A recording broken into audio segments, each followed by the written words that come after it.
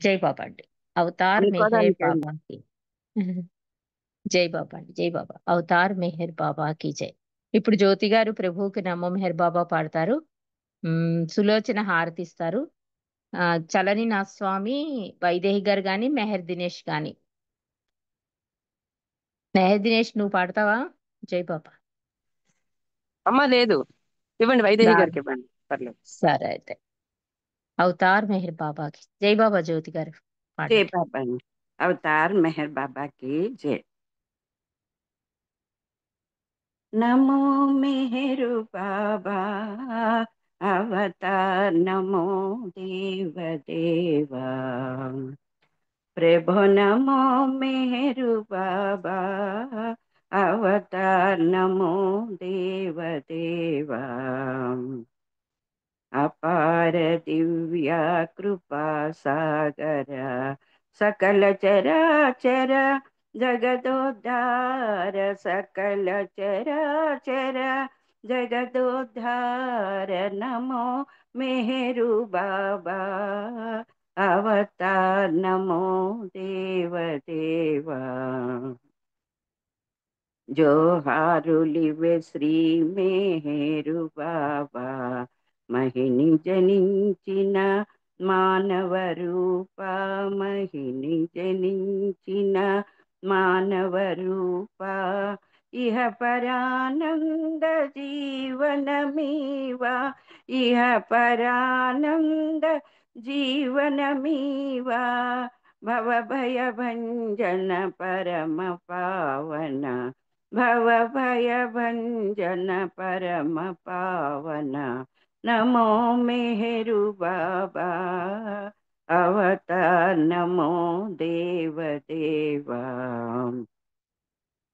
అజ్ఞానాంధతనంతము చేసి దివ్య విజ్ఞాన దృష్టిను సంగి హరిషడ్వర్గము అంతరింపగా హరిషడ్వర్గము అంతరింపగా అవ్యయ మోక్షం బను గ్రహింపుము అవ్యయ మోక్షం బను గ్రహింపుము నమో మెహరు బాబా అవతార్ నమో దేవ దేవా ప్రభు నమో మెహరు బాబా అవతార్ నమో దేవ దేవా జై మెహర్ బాబా జై జై మెహర్ బాబా జై జై మెహర్ బాబా జై జై మెహర్ బాబా జై జై మెహర్ బాబా జై జై మెహర్ బాబా జై జై మెహర్ బాబా జై అవతార్ మెహర్ బాబాకి జై. జై బాబా అమ్మ. అందరికీ జై బాబా అండి. జై బాబా అండి. జ్యోతి గారు ప్రార్థనా గీతంతో ఈరోజు ఈ సహవాస్ ప్రారంభించినందుకు జై మెహర్ బాబా. మనం గత కొన్ని రోజులుగా సత్య సంపద అనే పుస్తకంలోని విశేషాలు తెలుసుకుంటున్నాం. రెండో భాగంలో ఉన్నాం. నిన్నటి రోజు ఇరిచి చెప్పిన ఒక విషయాన్ని, అంటే తప్పొప్పులకు అతీతంగా వెళ్ళాలి అన్న విషయాన్ని, బాబా చెప్పిన విషయాన్ని ఇరిచి మాటల్లో మనకి తెలియజేశాడు రుస్తుం. ఈరోజు రక్త కన్నీరు, దీని గురించి రుస్తుం బివల్హాటి తెలియజేస్తున్నారు. మండలి వారు అక్కడ స్థిర నివాసం ఏర్పరచుకున్న వారి సహనాన్ని ఆధ్యాత్మిక శిక్షణలోని భాగంగా అనేకమైన పరీక్షలకు గురి చేస్తూ ఉండేవారు. ఇక వారిలో ఎవరైనా మండలి వారికి సహాయకులుగా పనిచేస్తుంటే వారు ఆవేదనను ఇంకా అధికంగా భరించవలసి ఉండేది. దావానా అనే స్త్రీ ఇరిచికి సహాయకారిగా ఎప్పుడు ఆయనతోనే ఉండే ఆమె ఎప్పుడూ కన్నీళ్లు పెట్టుకుని ఉండడం కనిపించేది. ఇరిచి ఆమెను మండలి హాలులో అందరి సమక్షంలో వేధించేవారు కాదు. అయినా ఆయన ట్రస్ట్ పనిచేసే సమయంలో ఇతర వ్యక్తిగత అవసరాల్లోనూ ఆమెను వేధించేవారు. ఒకసారి మేము కొంతమంది ట్రస్ట్ ఆఫీస్లో ఇరిచి చెంత కూర్చుని ఉన్నాం. అది మధ్యాహ్నం 3 గంటలు, టీ విరామ సమయం. దాదాపు దావానాను వేధించడానికి సిద్ధంగా ఉన్నట్లు కనిపించారు ఇరిచి. ఏవో చిన్న తప్పులను సాకుగా తీసుకుని వాటిని పెద్ద సమస్యగా చిత్రీకరించి ఉపయోగించుకున్నారు. నిజానికి ఆ తప్పులసలు తప్పులే కావు.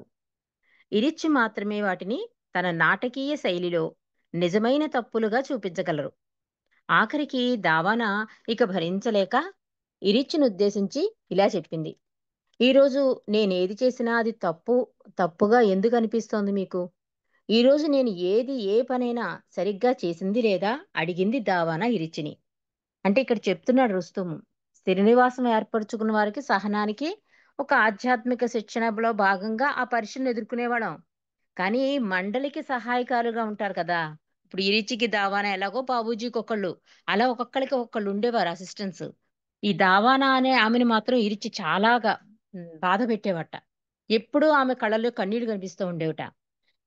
ఈ రకంగా ఆమె ఎలా బాధపడుతుంటే చూసేవాళ్ళు ఏమనుకుంటారు? కానీ రుస్తుం అంటున్నాడు, ఆయన అందరి సమక్షంలో కాదుట. వ్యక్తిగతంగా పనిచేసేటప్పుడో, సింగిల్‌గా ఉన్నప్పుడో ఆమెను ఎక్కువ వేధించేవారట. ఈ రోజైతే అంటే చెప్తున్నాడు రుస్తుం. ఆ రోజు 3 గంటల సమయంలో ట్రస్ట్ ఆఫీస్‌లో టీ విరామ సమయంలో రెడీ అయిపోయాడు ఇరిచ్చి ఇవాళ దావానాని ఏడిపించడానికి అని తెలిసిపోయింట. కానీ చాలా ఇంక అది పక్కాగా నిజమనిపించేటట్టు నాటకీయతని చేస్తాడట ఇరిచ్చి కూడా. ఆ రోజు అలాగే సతాయిస్తుంటే దావాని ఏడ్చేసింది. ఎందుకు నన్ను ప్రతి పని తప్పుగా భావిస్తున్నారు ఎందుకు? అసలు నేను ఈరోజు చేసిన ఏ పని కరెక్ట్‌గా లేదా? అడిగింది ఇరిచ్చిని దావాన. ఇరిచ్చి సమాధానం ఎలా ఉందంటే, లేదు నీవు శ్వాస తీసుకునే పద్ధతి కూడా తప్పే అన్నట్ట. ఉపాసిని మహారాజు ఒకసారి ఏం చెప్పాడో ఆయన ఇలా చెప్పసాగారు. నీ శ్వాస ప్రక్రియ కూడా తప్పుగా ఉంది అంటే, అహంకారపూరిత జీవాత్మ చేసే ప్రతి పని ఎలా బంధనాలను సృష్టిస్తుందో స్పష్టంగా తెలియజేయడానికి అలా చెప్పారు ఉపాసిని మహారాజు అంటూ ఇరిచ్చి దానిని సవివరంగా తెలియజేస్తుంటే ఆ రోజంతా వేదనకు గురి అయిన దావాన దుఃఖించడం ప్రారంభించింది. ప్యాట్ చాలా కాలం నుండి అక్కడ ఉంటున్న వ్యక్తి కూడా. అక్కడక్కడ అప్పుడప్పుడు అక్కడ ఉండేది. అంటే ఈ దావానాకు చెప్తోంది. దావానా అంది, "నేను చేసే ప్రతి పని తప్పంటున్నారు. అసలు ఈరోజు నేను ఏ పని కరెక్ట్‌గా చేయలేదంటే" ఈచ్ ఏమంటున్నాడో చూడండి. "నీ శ్వాసక్రియ కూడా తప్పుగా ఉంది" అన్నట్ట. అంటే శ్వాస తీసుకునే విధానంలో కూడా తప్పుంది అన్నట్ట. అని దీనికి ఉపాసనీ మహారాజ్ ఏమన్నాడంటే, ప్రతి జీవాత్మ చేసే ప్రతి పని కూడా అహంకార పూరితంతో ఉంటుంది. అదే బంధనాలను సృష్టిస్తుందని స్పష్టంగా చెప్పాడు. అంటే శ్వాసలో కూడా తప్పు ఉంటే అది బంధనం కింద మారిపోతుందని చెప్తున్నాడు ఇరిచి. ఇంక ఇరిచి ఇలా చెప్పేసరికి దావాన ఇంకా ఏడుపు ప్రారంభించింది. ప్యాట్ అని ఒక వ్యక్తి అక్కడ ఉండేవట. ఒక ఆమె. ఆమె చాలా ధైర్యవంతురాలు. మాటకారి, మనసులో ఉన్నది మాట్లాడడానికి అస్సలు జంకదు. మనసులో ఏదైనా కొంతమంది జంకుతారు. వాళ్ళేమైనా అనుకుంటారు. ఈ అమ్మాయి అలా అనుకోదుట. వెంటనే సమాధానం ఇచ్చేస్తుంట. ఆమె చాలా ధైర్యవంతురాలు, మాటకారి. తేలికగా ఆమె ఇరిచ్చిని ఇలా మందలించింది. "ఓ తుంటరి ఇరిచ్చి, ఈ అమాయకురాలికి ఏం చేశావో చూడు.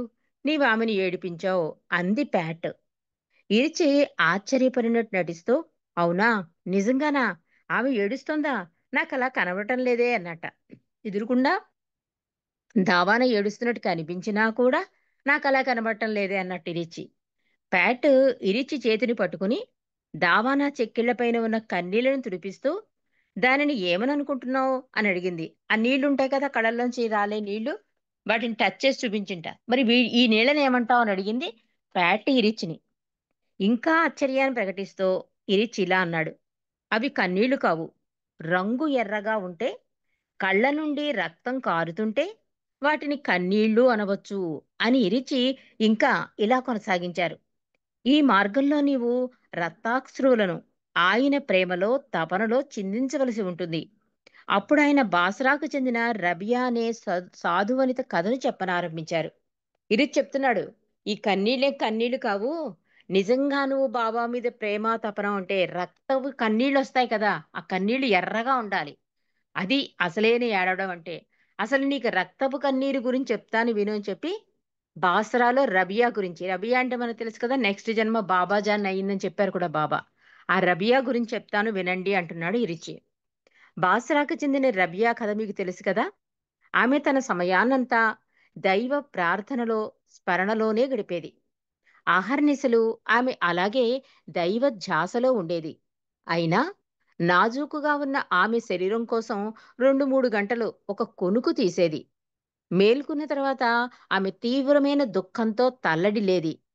ఆమె దుఃఖిస్తూ ఉంటే రక్తాశ్రువులు స్రవించేవి. ఆమె ఆ 2, 3 గంటలు నిద్రను కూడా లేకుండా చేయమని దేవుణ్ణి వేడుకునేది. ఎందుకంటే అది ఆమెకు భగవన్నామ స్మరణలో భంగం వాటిల్లుతుందని, అంతేకాక ఆమెను తన ప్రియతముని నుండి ఆ 2 గంటల పర్యంతరం వేరు చేస్తుందని, దానిని ఆమె హృదయం భరించలేకపోతోందని ఆమె వేదన. మీరు ప్రేమించినప్పుడు జరిగేదదే అంటూ ఇంకా ఇలా చెప్తున్నారు. ఈ రబియా అనే ఆవిడటండి అలా భగవన్ నామస్మరణ చేసుకుంటూ ఉండేది. కానీ శరీర అలసట ఉంటుంది కదా! దానివల్ల 2, 3 గంటలు నిద్రపోయేదట. ఆ నిద్ర వలన భగవన్ నామస్మరణ చేసుకోవడానికి అవకాశం ఉండటం లేదని ఏడుస్తూ భగవంతుడికి ప్రార్థన చేసింట. ఈ 2, 3 గంటలు కూడా నాకు నిద్ర లేకుండా చెయ్యి. ఎందుకంటే నీ నుంచి నన్ను దూరం చేస్తోంది కనుక నిద్ర లేకుండా చెయ్యి అని చెప్పి హృదయపూర్తిగా భగవంతుని ప్రార్థించేదట. మీరు ప్రేమించినప్పుడు జరిగేదదే అంటున్నారు ఇరిచి. అయినా ఆ జన్మలో రబియాకు భగవదైక్యం, పరిపూర్ణత్వం అంత తపన ఉన్నా లభించలేదు. ఆమె పరిపూర్ణత్వం పొందడానికి ముందు బాబాజానిగా మరొక జన్మ ఎత్తవలసి వచ్చింది. ఆయన కావాలని అనుకుంటే రక్త కన్నీళ్లను కార్చడానికి సంసిద్ధులై ఉండండి. అంటే బాబాయే కావాలి అనుకుంటే మీ ఈ కన్నీళ్లు కాదు, రక్త కన్నీళ్లు వచ్చినా కూడా సంసిద్ధులుగా ఉండాలి. అంత తపన, అంత ఆర్తి, అంత ప్రేమ ఉండాలి భగవంతుడి మీద. రబియా లాంటి ఆవిడకే భగవంతుడు లభించలేదు. నెక్స్ట్ జన్మ మళ్ళీ ఆవిడ సద్గురువు అయ్యాక తర్వాత భగవంతుడిలో కలిసింది. అంటే రబియాలా ఉన్నా కూడా అవనిది మామూలుగా ఇలాంటి కన్నీళ్ళకి ఏం భగవంతుడు దొరుకుతాడు మీకు అని చెప్తున్నాడు ఇరిచి. ఈ కథ వినగానే రబియా బాస్రా ఆమె తన ప్రీతముడైన భగవంతుని గురించి చేసిన ప్రార్థనలో ద్విపద ఒకటి గుర్తుకు వచ్చింది అంటున్నాడు రుస్తుం. భగవంతుని ప్రేమ ప్రవాహం నా జీవితంలో జరిగే విషాదాల వంకను ముంచెత్తింది. ఓ అనంత సౌందర్య రాశి, నీవు నా ప్రేమ తట్టుకుంటుందా లేదా అని పరీక్షించడానికి నా జీవితంలో పెను సుడిగాలుల దుమారాన్ని సృష్టించే కష్టం చేయవచ్చు. కేవలం అత్యంత ఉన్నత ఆధ్యాత్మిక స్థాయికి ఎదిగిన రబియా లాంటి ఆత్మయే భగవంతుని అలా ప్రార్థించగలదు. ఏమని ప్రార్థిస్తుంది ఆవిడ? నా ప్రేమను తట్టుకుంటుందా లేదా అని పరీక్షించడానికే నా జీవితంలో ఈ సుడిగాలి దుమారాన్ని సృష్టిస్తున్నావు. కానీ అదంటే రబియా లాంటి ఆవిడే చేయగలదు. ఎందుకంటే నాకు కష్టాలు ఇయ్యి, కష్టాలే నీ దరికి చేరుస్తాయంటే నాకు కష్టాలే కావాలని ఎవడూ అడగడండి అసలు. కానీ రబియా లాంటి వాళ్ళకే ఆ ధైర్య సాహసాలు ఉంటాయి. మామూలుగా కష్టం వస్తుందేమో అనే భయం కొద్ది ముందే భగవంతుని మనం ఎక్కువ రానివ్వకు రానివ్వకు అని ప్రేయర్ చేస్తాం. ఎప్పుడు మనకి కంఫర్ట్ ఆనందమే ఉండాలి, కష్టం ఉండకూడదు. ఇక రబియా లాంటి వాళ్ళకి అలాంటి సాహసం ఉంటుంది, ధైర్యం ఉంటుంది. అలా రబియాలా ప్రేమించిన వాళ్ళకే భగవంతుడు దొరకలేదు, మళ్ళీ ఇంకో జన్మెత్తవలసి వచ్చింది. అలాంటిది మన తపన, మన ఆవేదన, ఇవి అసలు ఈ నిజమైన ఆవేదన అని అడుగుతున్నారు ఆయన. ఈ కన్నీళ్లు నిజమైన కన్నీళ్లు కావు అని చెప్తున్నారు ఆయన. ఎందుకంటే ఆ చిన్న చిన్న మాటలే పట్టించేసుకుని హృదయంలోకి తీసేసుకుని అదో బంధనం అయిపోయి ఇదంతా కూడా సంస్కారాల మూట పెంచడమే కదా. అందుకని ఇరి చెప్తున్నాడు, రక్త కన్నీరు రావాలి భగవంతుడు కావాలంటే. అంటే ఎలాంటి కష్టం వచ్చినా కూడా తండ్రే కావాలి అని నిలబడిపోవడం అన్నమాట. అలా నిలబడిపోవడం కావాలి. రవియాకి సాధ్యమైంది అని చెప్తున్నాడు ఇరిచి. మరి నెక్స్ట్ అధ్యాయంలోకి వెళ్ళిపోదామండి. ఆయనకు విధేయులై ఉండండి. ఇంక ఈ పుస్తకం 3, 4 చాప్టర్స్ ఉందండి. రేపటితో అయిపోవచ్చు. నెక్స్ట్ బుక్ చదవాలా అది లేదా అన్నది అరుణ గారు నెక్స్ట్ చెప్తారు. నెక్స్ట్ ఆయనకు విధేయులై ఉండండి. అంటే నేను ఎప్పుడూ కూడా నేను ఎప్పుడూ అక్కడ స్థిర నివాసంగా ఉండేవారిని అనుకరించేవాడిని రుస్తుం చెప్తున్నాడు. ఒక్కొక్కసారి మండలి వారిని అనుకరించి చూపేవాణ్ణి. ఒకసారి బావూజీ ఖాళీగా ఉండి ఉన్నందున నన్ను ఏదో అనుకరణ చేసి చూపించమన్నారు. నేను బావూజీని ఆయననే అనుకరించడానికి అనుమతి కోరాను. ఆయన అనుమతించారు. బావూజీ తనకు సహకరించే సహాయకులను ఎలా రాసి రంపాన పెడతారో అనుకరించి చూపించాను. అయిపోగానే బావూజీ నవ్వి ఇలా చెప్పారు, నీవు అనుకరణ చాలా బాగా చేస్తావు. దీనిని ప్రదర్శించి నీవు బాగా డబ్బు సంపాదించవచ్చు అన్నారు బావూజీ. బావూజీ మంచి సరదాగా ఉండడం గమనించి నేను ఆయన్ని ఇలా అడిగాను, బావూజీ, మేము మండలి వారిని బాబా బాగా బాబా వేధించుకు తినేవారని విన్నాను. మేము మీరేమో మరిక్కడ. మండలి వారిని బాబా వేధించుకుని తినేవారని విన్నాను. కానీ బాబాకు అత్యంత సన్నిహితంగా ఉండే మండలి వారెవరైనా మిమ్మల్ని గాని, మండలి వారిలో ఎవరినైనా అలా వేధించుకుని తిన సంఘటనలు జరిగాయా? అడుగుతున్నాడు. అంటే ఈ వీళ్ళ మండలి మూడ్స్‌ను బట్టి రుస్తుం అడిగేవాడండి. చాలా అద్భుతమైన తెలివైనవాడు రుస్తుము. అంటే ఏ సందర్భంలో ఏ ప్రశ్న అడిగితే కరెక్ట్ సమాధానం వస్తుందో రుస్తుముకి తెలిసినట్టుగా ఎవరికీ తెలీదు. అందుకే ఈ పుస్తకం వచ్చిందేమో అనిపిస్తుంది నాకు. రుస్తుం అలా అడగడం వల్లే మనలో ఉన్న సంశయాలు చాలా మటుకు నివృత్తమయ్యాయి. అంటే ఆచరణ కాకపోయినా అవగాహన అయింది. నివృత్తమయ్యి ఆహా! ఈ సందర్భంలో బాబా ఇలా అన్నారు, ఇలా అన్నారని మనకు కొంత అవగతమైంది ఈ పుస్తకం వల్ల. ఇక్కడ రుస్తుం ఏం చెప్తున్నాడంటే తను చాలా అనుకరణ చేస్తాడట. బావూజీలాగా, ఇరిచ్చిలాగా, అందరిలాగా. ఓసారి బావూజీ సరదాగా ఉంటే, మూడ్ బావుండి బావూజీ అన్నట్ట, "ఎవరినైనా అనుకరణ చేయవా?" అంటే, "నేను మిమ్మల్నే చేస్తానని" చెప్పి బావూజీలా అనుకరణ. అంటే బావూజీ ఇతర వాళ్ళని ఎవరైనా రాచి రంపాన పెట్టేవాడు కదా! అదే అనుకరణ చేస్తే బావూజీ నవ్వుతూ అన్నట్ట, "ఇలాంటివి నువ్వు ప్రదర్శించి కూడా డబ్బులు సంపాదించొచ్చు" అన్నట్ట బావూజీ. సరే బావూజీ సరదాగా ఉన్నాడు కదా అని రుస్తుం అడుగుతున్నాడు. మండలి వారు కూడా మండలి వారిని కూడా బాబా వేధించిన ఘటనలేమైనా ఉన్నాయా? లేకపోతే బాబాకు అత్యంత సన్నిహితంగా ఉండే మండలి వారినెవరైనా సతాయించిన సందర్భాలున్నాయా? అడిగాడు రుస్తుం. వెంటనే బావూజీ ఇలా సమాధానం చెప్పారు. అవును. ఇరిచ్చి. ఆయనంటే అందరికీ భయం. నేను ఆయనంటే బాగా భయపడేవాణ్ణి. ఆయన మండల్లోని ఎవ్వరినైనా వేధించేవారు. అప్పుడాయన భిన్నంగా ఉండేవారు. ఇప్పుడు మీకు తెలిసిన ఆయన అప్పుడు వేరు. ఎవ్వరినైనా వేధించే హక్కు, అధికారం ఆయనకుండేది. నిజానికి ఇరిచి బాబా పనే చేసేవారు. ఇతరులను వేధిస్తూ ఆయన బాబాను సంతోషపెట్టే ప్రయత్నం చేసేవారు. అంటూ ఒక కథను గురించి బావూజీ చెప్తున్నారు. అంటే మండలి వారిని బాబా వేధించడం కాదు. బాబాకి అత్యంత సన్నిహితులైన మండలి వారు కూడా ఎవరినైనా వేధించారా? ఇది ప్రశ్న రుస్తుం అడిగింది. బావూజీ చెప్తున్నాడు. అందరికన్నా ముందు చెప్పవలసింది ఇరిచ్చి అని చెప్తున్నాడు. ఇప్పటికీ నేను ఇరిచ్చి అంటే భయపడతాను చెప్తున్నాడు. ఇప్పుడు మీకు తెలిసిన ఇరిచ్చి వేరు. అప్పటి ఇరిచ్చి వేరు. ఇరిచ్చి పనేమిటో తెలుసా? అందరినీ వేధించడం. అలా అందరినీ వేధిస్తే బాబా సంతోషపెట్టడం. బాబా సంతోషమే కావాలి కనుక బాబా ఇతరుల్ని వేధించడం అన్నది బాబాకి సంతోషపెట్టే ప్రయత్నం చేసేవాట. అలా ఇతరుల్ని వేధిస్తే కనుక ఇదంతా కూడా సంస్కార ప్రక్షాళనండి. మనకి పైకి ఏమనిపిస్తుందంటే మండలు అలా ఎందుకన్నారు? వీళ్ళు ఇలా ఎందుకన్నారంటే ఇదంతా కూడా దివ్య ప్రణాళిక. బాబా ప్రతి ఆత్మని తనలో కలుపుకోవడం కోసం చేసే ప్రయత్నం. అది చిన్నదో, పెద్దదో వాళ్ళ కర్మానుసారం జరుగుతూ ఉంటుంది. పెద్ద కర్మలంటే పెద్ద పెద్ద కష్టాలొస్తున్నాయనుకోండి, ఇంకా ఆ జన్మతో వాళ్ళకయిపోయినట్టు మనం భావించాలంటే బాబా సబ్జెక్ట్ మనం తెలుసుకుంటున్నాం కనుక ఎక్కువ కష్టాలొస్తున్నాయి అంటే, బాగా ప్రక్షాళన అయిపోతుందనుకోవాలి. కానీ తీసుకోవడం చాలా కష్టం. కానీ బాబా చెప్పిన వాటి ప్రకారం ఈ ఈ ఇలాంటి కష్టాలు గాని, ఏదైనా జరుగుతోంది అంటే మన మీద బాబా వర్క్ చేస్తున్నారు. మన సంస్కార ప్రక్షాళన చేస్తున్నారనే కొంచెం అవగాహన తెలుస్తుంది మనకి. ఈ పుస్తకాలు చదవడం వల్ల బాబా మాటల ద్వారా. బాబా మెహరాజాద్‌లో మండలి వారితో ఉండే రోజుల్లో పాద్రి మెహరాబాద్‌లో కొంతమంది మండలి వారితో ఉండేవాడు. అంటే ఈ సతాయించేవాడు కదా ఇరిచ్చి, ఆ సంఘటన గురించి బావూజీ చెప్తున్నాడు. మెహరాజాద్‌లో మండలి వారితో ఉండే రోజుల్లో పాద్రి మాత్రం కొంతమందితో మెహరాబాద్‌లో ఉండేవాట. ఆయన మెహరాబాదు సంరక్షణ చూసుకునేవారు. ఒకసారి తీవ్రమైన అనావృష్టి అలుముకొని ఉండగా పాద్రి బాబాకు సందేశం పంపించాడు. బాబా పాద్రికి జవాబుగా సందేశం పంపిస్తూ మండలివారు తప్ప ఇతరులెవ్వరూ నీళ్లు వాడకుండా చూడాలని పాద్రిని ఆదేశించారు. మెహరాబాదులో పనిచేసేవారు కూడా నీళ్లు వాడకుండా ఉండేలా చూడాలని పాద్రిని కోరారు బాబా. అక్కడే కూర్చుని ఉన్న పెండు దానిని తిరస్కరించాడు.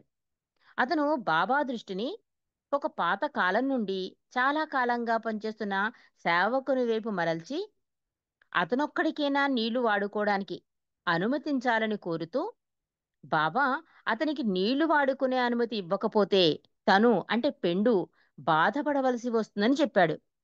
పెండు అలా చెప్పడం అయిపోగానే ఇరిచ్చి పెండు వైపు తిరిగి ఇలా చెప్పాడు. నీవు ఎందుకలా భారం నీ తలపైకి ఎత్తుకుంటావు? బాబాకు తెలుసు కదా ఆయన ఏం చేస్తున్నారనేది. నీవు చెప్పిన ఆ పని వాని గురించి నీవు చెప్పిన ఆ పనివాని గురించి బాబాకు తెలుసు. అతను కూడా నీళ్లు వాడకూడదని బాబా నిర్ణయించారు. నీవెందుకు బాబా పనిలో కలుగజేసుకుని తలదూర్చుతావు? ఆ పనివాని హితం కోసమే బాబా ఆ నిర్ణయం తీసుకున్నారు. నీవెందుకు బాబా స్వయంగా చెయ్యాలనుకున్న పనిని చెయ్యవద్దని బాబాపై ఒత్తిడి చెయ్యాలనుకుంటున్నావు? ఎందుకు నీవు బాబాను ఆయన నిర్ణయాన్ని మార్చమని కోరుతూ నీపైన ఆ సంస్కారాల బరువుని ఎత్తుకుంటావు? ఎందుకు నీవు బాబాకు విధేయుడే ఉండవు? ఎందుకు అన్నీ ఆయనకు వదిలేసి ఉండవు? ఇరిచి చెప్తున్నాడు. బాబాకు రూల్ పెట్టారు. మండలి వాళ్ళు తప్ప అక్కడ ఎవ్వరూ కూడా వాటర్ వాడకూడదు. దీని అంటే చాలా జాగ్రత్తగా అబ్జర్వ్ చేయమని పాద్రికి ఇచ్చారు. పెండు ఏమంటున్నాడంటే, అక్కడ ఒక పనివాడున్నాడు. అతను చాలా కాలం నుండి మెహరాబాదులో ఉంటున్నాడు కనుక అతనొక్కడికైనా అతనొక్కడికైనా నీళ్లు సప్లై ఇవ్వాలి అని. పిలిచి కోపమొచ్చింది ఆ మాట వినగానే. ఇదంతా బాబా నడిపిస్తున్నారు కదా! ఆయన ఒక ఆర్డర్ వేశారు కదా! దాన్నెందుకు అడ్డుకుంటావు? దానివల్ల ఆ నీళ్లు అందకపోతే అతనికేం ప్రయోజనం ఉందో, ఆ ప్రయోజనాన్ని అతనికి రాకుండా నువ్వెందుకు అడ్డుకుంటావు? దానివల్ల అతని సంస్కారాలు నీ తల మీద ఎందుకు మోసుకుంటావు? అసలు ఎందుకు అందులో నువ్వు ఇంటర్ఫియర్ అవుతావు? బాబాని ఎందుకు అడ్డుకట్ట వేస్తున్నావు? ఎందుకు విధేయత చూపించటం లేదు? ఇలా ఇరిచి పెండుని పట్టుకుని వాయించాడు. ఎందుకు అన్నీ ఆయనకి వదిలేసి ఉండలేవు? ఇరిచి అధికారం అలా ఉండేది అని చెప్తున్నాడు బావూజీ. ఆయన ఎవరినైనా మందలించగలరు. ఎవ్వరినైనా తప్పు సరిదిద్దుకునేలా చేయగలరు. పెండు మౌనంగా ఉండిపోయాడు. ఇరిచ్చికి ఎదురు మాట్లాడే ధైర్యం ఎవ్వరూ చెయ్యలేకపోయారు. కండి ఇందులోనే మనకి సమస్తం అర్థమైపోతోందండి. ఇరిచ్చి మాట్లాడిన ప్రతి మాటలో కూడా కరెక్టే కదా! ఇప్పుడు బాబా ఒక ఆర్డర్ పాస్ చేశాక అందులో మనం ఇంటర్ఫీర్ అవ్వకూడదు. ముందు మనం తెలుసుకోవాల్సిన విషయం. ఒకవేళ మనం ఇంటర్ఫీర్ అయ్యామంటే ఆ ఆత్మకి జరగవలసిన మంచేదో జరగకుండా ఆగిపోతుంది. దానివల్ల ఏమవుతుంది? బాబా చేతులకు కట్టేసినట్టే కదా! ఒక రకంగా అతనికి నష్టమే కదా! ఇంకో రకంగా ఆ సంస్కారాల భారాన్ని నువ్వు మోస్తున్నావు. అసలు నీకెందుకు? అసలు నువ్వొచ్చిన పనేంటి? బాబాకి ఎందుకు విధేయత చూపించట్లేదు నువ్వు? ముందు బాబాకి విధేయత చూపించాలంటే ఆయన ఆర్డర్‌లో ఇంక వేలెత్తడం అనేది ఉండదు. అందుకే హఫీజ్ మహాకవి అంటాడు.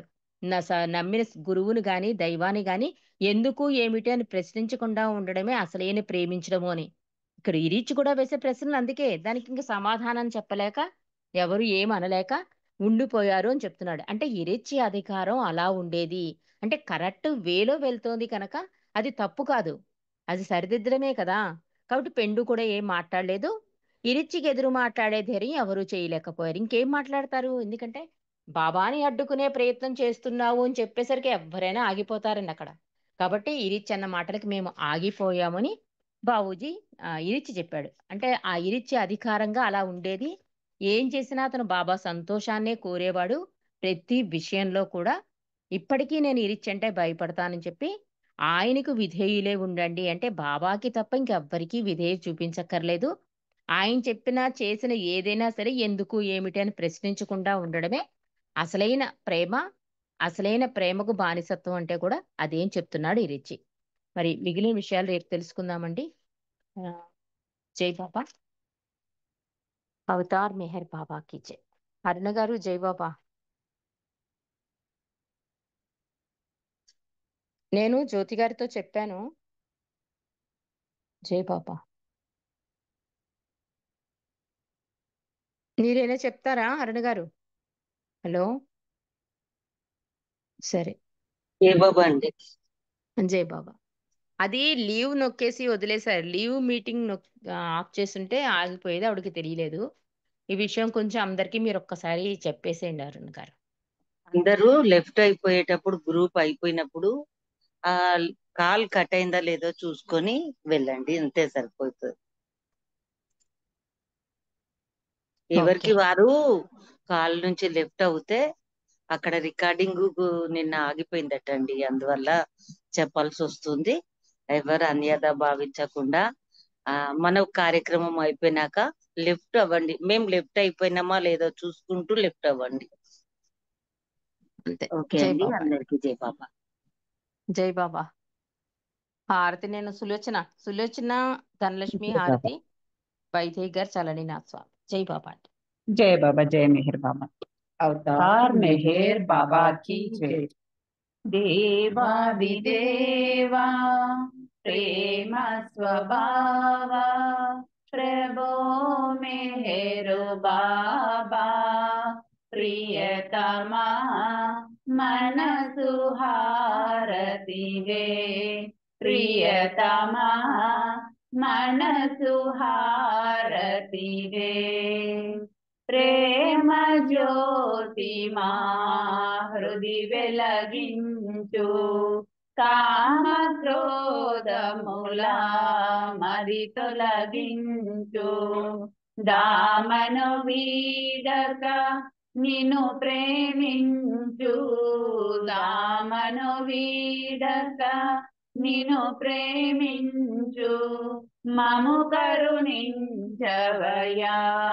ప్రియతమా మనసు హారతిదే ప్రియతమా మనసు హారతిదే నీ దివ్య నామమే మదిని స్మరించు నీ దివ్య రూపమే హృది తిలకించు నీ దివ్య పాదములే ఆరాధించు నీ దివ్య పదములే ఆరాధించు మము కరుణించవయ్యా ప్రియతమా మనసు హారతిదే ప్రియతమా మనసు హారతిదే అహంకారము హారతి కాగా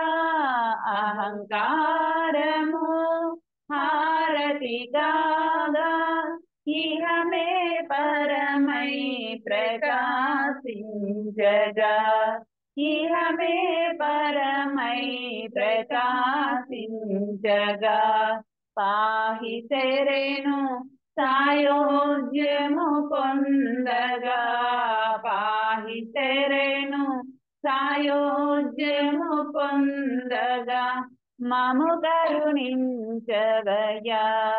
ప్రియతమా మనసు హారతిదే ప్రియతమా మనసు హారతిదే దేవాదిదేవా ప్రేమ స్వభావా ప్రభో मेहरो बाबा प्रियतमा मनसु हारतिवे प्रियतमा मनसु हारतिवे